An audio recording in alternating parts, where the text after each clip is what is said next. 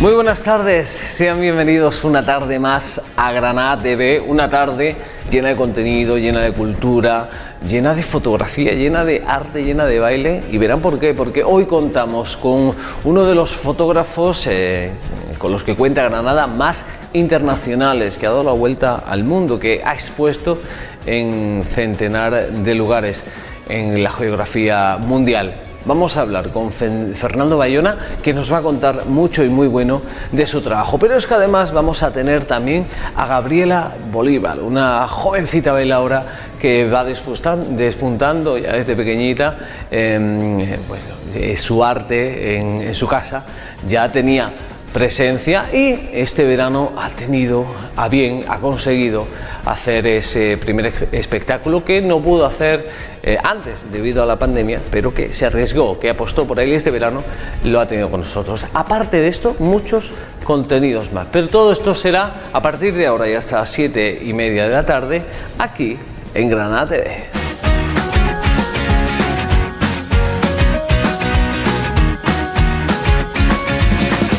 Si mil veces se habla en Granada del marco incomparable, no solo son esas las estampas que podemos ver a lo largo de la ciudad. Granada siempre ha sido una ciudad bucólica, ha sido una ciudad donde se ha retratado de forma muy interesante sus zonas, sus espacios, pero es que hoy no es que vayamos a hablar de los espacios que se retratan en Granada, sino que vamos a hablar con gente que vive en Granada y que se dedica a la fotografía, y además de una forma muy interesante. Por eso hoy en Granada TV contamos con la presencia de uno de esos fotógrafos que estamos acostumbrados a que el éxito forme parte de su carrera. Hablamos ya y saludamos a Fernando Bayona. Muy buenas. Hola, muy buenas. ¿Qué tal? Bienvenido a Granada TV, 41 años y una trayectoria importante.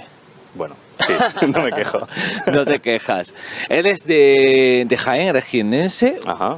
Tú dime el nombre de tu pueblo, que antes de comenzar me lo has dicho, Nacido pero yo no soy en capaz. Linares, pero criado en Aldea Hermosa de Montizón, una pequeña aldea de menos de 1000 habitantes. Y llega un punto en tu vida que decides venirte a Granada. ¿Por qué? Pues porque tenía solo dos opciones, o Sevilla o Granada, para estudiar Bellas Artes, que era donde únicamente había Facultad de Bellas Artes. Y por cercanía, y también porque en ese momento era la más moderna, decidí venirme a Granada. O sea, te viniste a Granada por moderna. Fíjate que muchas veces pensamos en Granada como una de las grandes clásicas, ¿no? Pero tu opción fue por moderna. En aquella época, Facultad de Bellas Artes era de las más punteras, ¿no? En ese momento sí. Bueno, de hecho ahora incluso también lo es, pero ahora se ha sumado Málaga como provincia que también tiene esta facultad. Solamente hay 3 en toda Andalucía. Estudias Bellas Artes, pero te dedicas a la fotografía desde el año 2008, ¿no? Exacto. Me especialicé realmente en escultura en piedra. De hecho, hice un año de escultura en mármol en Carrara, que es como la gran meca a nivel mundial de la escultura en piedra, en mármol. Y bueno, a casualidad de la vida, conseguí una beca de la Junta de Andalucía, de lo que antes se llamaba el programa Iniciarte. Esto me obligó a hacer un proyecto fotográfico, y con ese proyecto lo presenté a una beca en Italia para la agencia Magnum, y tuve la suerte de que me la concedieron. Y esto ya de alguna manera catalizó que me dedicase más o menos a la fotografía, y es lo que he estado haciendo hasta el momento. Casi que la cámara te buscó a ti. Sabía que me iba a gustar, pero al final sí, fue ella la que me eligió a mí. ¿Te acuerdas de la primera vez que te enfrentas a una cámara de fotos de forma profesional? Sí, realmente fue en la Facultad de Bellas Artes haciendo un proyecto, pero como te digo, con esta beca que me concedió la Junta de Andalucía es donde me enfrento por primera vez a un proyecto de forma profesional, porque conllevaba la realización de una exposición. Por tanto, me lo tenía que tomar muy en serio, porque no era simplemente un proyecto a nivel personal que quedase, digamos, en un cajón, ¿no? Sino que tenía que ser expuesto obligatoriamente. Y esto es lo que me obligó, o sea, desde el principio prácticamente, a enfrentarme a la cámara de una forma profesional. No había otra opción. ¿Has tenido siempre desde el principio muy clara la línea que querías seguir? Sí, una fotografía muy escenográfica, muy con medidas, analizando todos los pequeños detalles, sí, tenía muy claro que quería ese tipo de fotografía. Sí que es cierto que después ha ido evolucionando y que se ha ido decantando progresivamente más en una fotografía semidocumental o falso documental, que podríamos decir. Porque lo que hago es entrevistar a personas, me cuentan su vida, seleccionamos fragmentos de sus vidas y después los reconstruimos. Por tanto, es un falso documental, entre comillas. Ay, qué interesante. O sea, que al final no solo te empapas de la fotografía, de la imagen, sino que esa fotografía logra contar historias reales y además cargadas de emoción. Sí, y es un doble documental, o los personajes son doblemente protagonistas, porque inicialmente me cuentan su historia. Su historia, toda su vida, yo suelo tomar muchos cafés con ellos o con ellas, analizo un poco toda su situación y después solo me quedo con un pasaje de su vida, digamos. Y este es el que reconstruimos dentro del estudio o bien en localización, dependiendo de cómo vayamos a hacer la toma fotográfica. Y los invito a que sean también protagonistas de la historia, es decir, que interpreten su propio papel, que se reinterpreten a sí mismos. Por tanto, son doblemente protagonistas porque es su historia y además porque ellos son el personaje que vive su propia historia. Ahora después, si quieres, hablamos un poquito de todo lo que hay hasta que llegas a estar expuesta a una fotografía en cualquier sala. Pero me gustaría repasar un poquito tu carrera.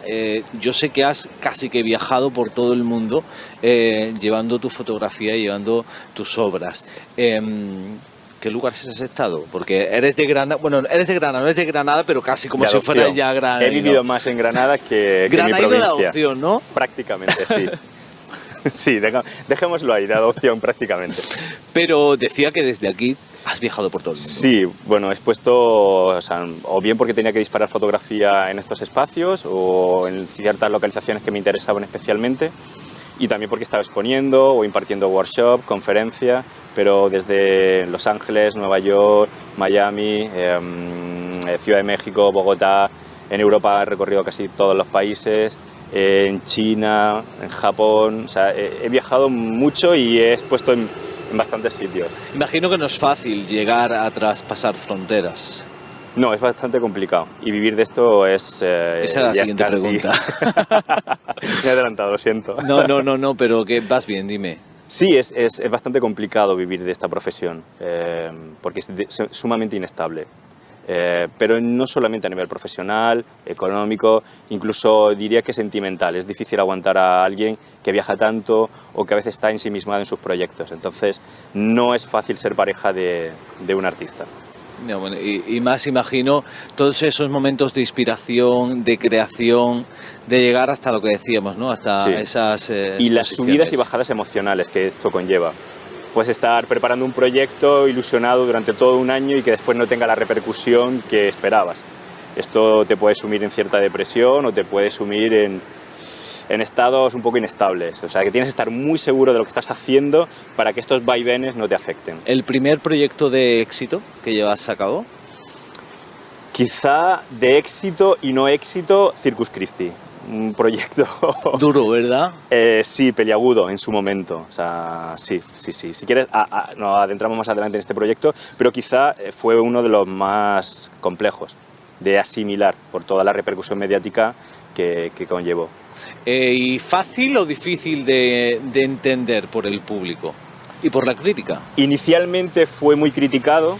De hecho, en 24 horas se clausuró la exposición. ¿Qué dices? Sí. Además, se hizo aquí en Granada, se inauguró aquí y en 24 horas estaba prácticamente clausurada gracias a Hazte Oír, que antes, pues hace 10 años, no era prácticamente conocida. Ahora todo el mundo conoce esta organización, pero reunieron 33.000 firmas en solo 24 horas para clausurar la exposición. Y esto pues conllevó muchísimas críticas porque estuve en prensa y abriendo telediarios durante bastante tiempo. O sea, ese día abrí telediarios en prácticamente todos los canales.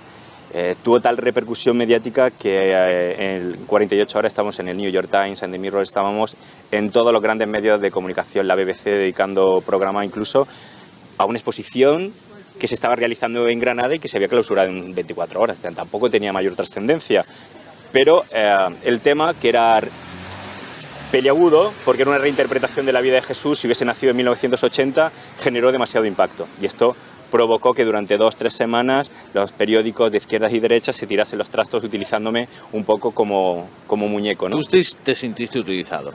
Me sentí utilizado por todas las partes, incluso por la propia universidad, porque decidió clausurarla sin mi consentimiento. Entonces sí que me sentí un poco utilizado. Pero bueno, sí que es cierto que todos los proyectos que tenía en ese año cayeron prácticamente por la crítica. Pero después, al cabo de pocas semanas, fue efecto boomerang. Todos aquellos que me habían criticado estaban comprando esas piezas, o incluso el Ayuntamiento de Granada, que me criticó duramente, o algunas partes de los colores políticos me criticaron, acaban de haber adquirido 4 piezas que tienen en su colección de arte contemporáneo. Por tanto, era curioso, como mínimo. Pero bueno, el efecto boomerang provocó que esa serie se vendiese muchísimo, que estuviera expuesta en todos sitios, apareciese en libros como proyecto de referencia, y a día de hoy yo creo que es la serie que más se conoce mi trabajo, junto con la de prostitución masculina, con The Life of the Other. Porque al final dicen que hablen bien o mal de uno, pero que hablen, y siempre Sí. Repercute al final de forma positiva. Pero hay que saber controlar este tipo de Sí. fama, porque yo no estaba preparado, realmente. No estás... Alguien que es artista, que está iniciando, que es su primera exposición individual, no está preparado realmente para estar abriendo un telediario. Y sobre todo que vayan en contra suya por su tendencia sexual. Es decir, no tenía cabida abrir un telediario con el artista gay Fernando Bayona. Es decir, ¿qué más da? He hecho simplemente una serie fotográfica, es mi profesión, no creo que esto sea un motivo. Evidentemente, el protagonista de mi serie sí que era homosexual, pero yo creo que no tenía cabida esto. Pero es uno de los motivos por los que se me atacó. Bueno, y ahora, una vez pasada toda la tormenta, vuelves a interiorizar, a meterte en tu mundo, a crear y a estar inmerso totalmente con un nuevo proyecto. Sí, me interesa muchísimo qué está sucediendo. O sea, yo no es que haga arte gay, que a veces se me etiqueta como artista gay, sino que me interesa muchísimo los colectivos LGTBI. Me está interesando muchísimo los procesos autodestructivos que, en cierta manera, el colectivo está asumiendo. Cómo nos puede llegar a influir las aplicaciones de sexo, cómo nos pueden influir para tener un cierto tipo de cuerpo, o cómo denostamos otros que no están dentro de los cánones o parámetros establecidos, como el cuerpo bello. ¿Hasta qué punto llevamos el cuerpo al límite para ser objeto de deseo? O simplemente qué tipo de drogas están usando, qué tipo de prácticas se están llevando a cabo, por qué el uso de la PrEP, la profilaxis preventiva. O sea, ¿por qué nos lleva a esto para ser objeto de deseo? ¿Qué hay debajo de todas estas capas?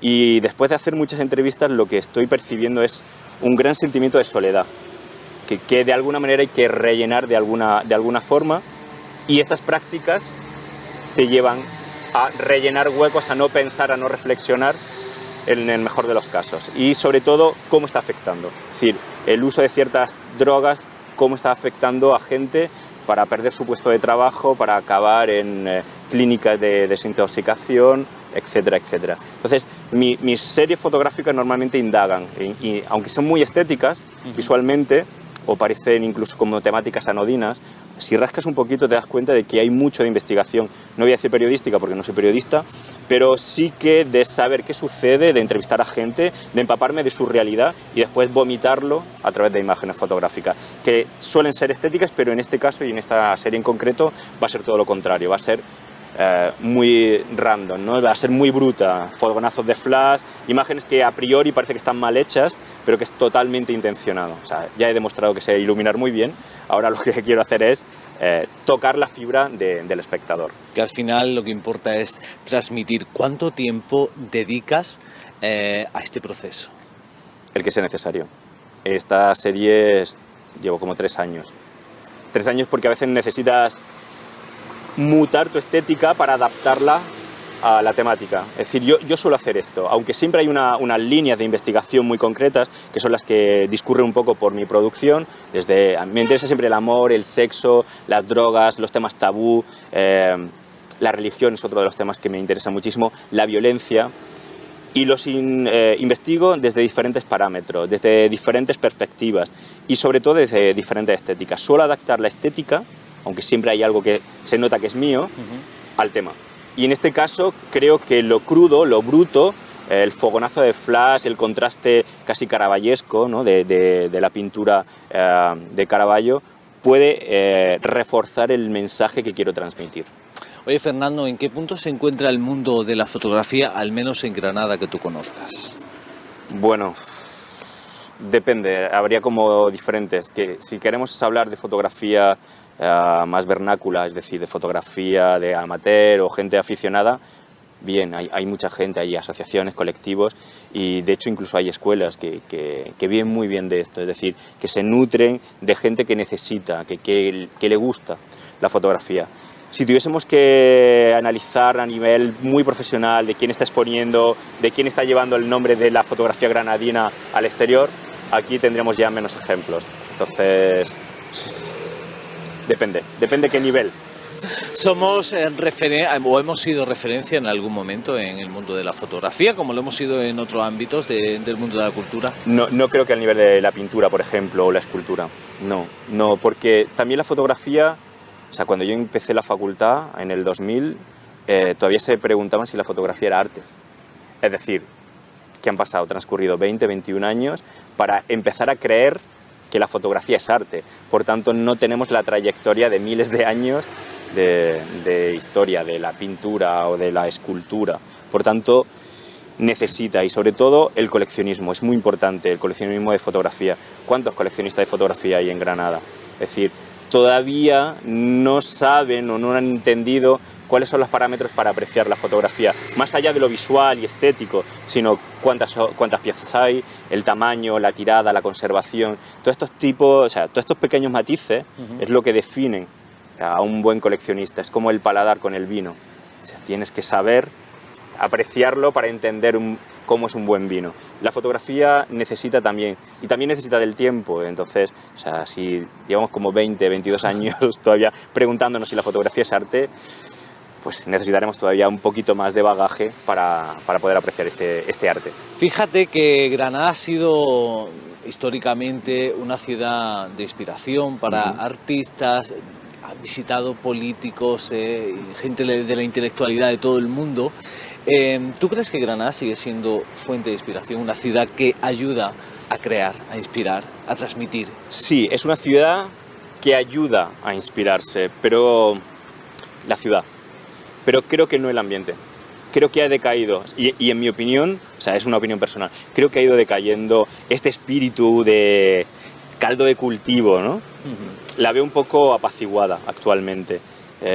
No sé qué está pasando, no sé si también la pandemia ha terminado, ¿no?, de dilapidar un poco este sentimiento, pero como ciudad, como espacio, con el aire, ¿no?, todo te inspira. Pero creo que sigue faltando el caldo de cultivo, que son las personas, ¿no?, el ambiente, los espacios donde interactuar. ¿Dónde podemos reunirnos los artistas? Claro, lugares como, se me ocurre, el Café Alameda, o Exacto. Lugares de estos donde había reunión de gente de la intelectualidad granadina, ¿no? Creo que es el gran problema. Lo que necesitamos es espacios de encuentro, pero no solamente de artistas plásticos, sino de reunirnos con filósofos, escritores, da igual, ¿no? O sea, con creadores, es lo que necesitamos. Y cada vez hay menos espacios de reunión. Y ahí es donde surgían los movimientos, surgían, no sé, los puntos de inflexión donde cataliza la producción de algo. Oye, hablabas hace un momento de la pandemia.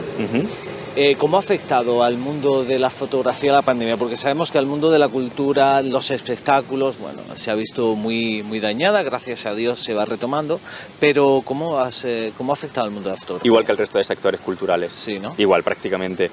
0 exposiciones, nada de ferias de arte, reuniones en asociaciones, colectivos, nada de workshop, cursos.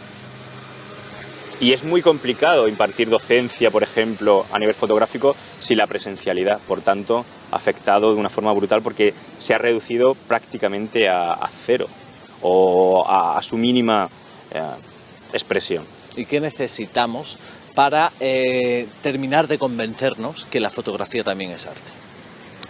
Es que no hay que convencer, es simplemente creer. Si ahora mismo en una subasta una pieza fotográfica puede llegar a costar 5 millones de euros, esto ya es... O significativo, no para entender que la fotografía es arte. Simplemente es entender, o sea, dejarse aconsejar por un buen galerista, por un fotógrafo que entienda qué es los pequeños matices, o sea, qué es una tirada, cuántas, por qué este material, por qué este papel fotográfico y no otro, por qué estas tintas. Es decir, necesita el coleccionista poco a poco ir asimilando estos pequeños detalles para poder apreciarla. Hay un detalle, yo se lo voy a contar a los televidentes, porque cuando hemos llegado a la entrevista, Fernando lo primero que ha hecho ha sido fijarse en la luz, ver los contrastes que había y la situación que teníamos, ¿no?, para la entrevista. Todo esto viene a colación de preguntarse si cuando uno es fotógrafo y se dedica a este tipo de cosas, los ojos con los que ve los paisajes, las personas, las luces, cambian. No es que cambien, sino que los ves de forma diferente. O sea, cuando he llegado directamente sabía que atrás había demasiada luz y pues era simplemente una pregunta profesional. Claro. Y entre profesionales del medio, de la comunicación, estos son como el ABC, por tanto era algo evidente. Pero sí que en un creador, y no ya solamente en un fotógrafo, la realidad cambia. La realidad es percibida desde otros parámetros. Y más si eres disléxico o sinestésico, como es mi caso, que al final se acaban mezclando ciertos sentidos o ves las cosas de forma diferente. Por tanto, ya viene como una deformación profesional.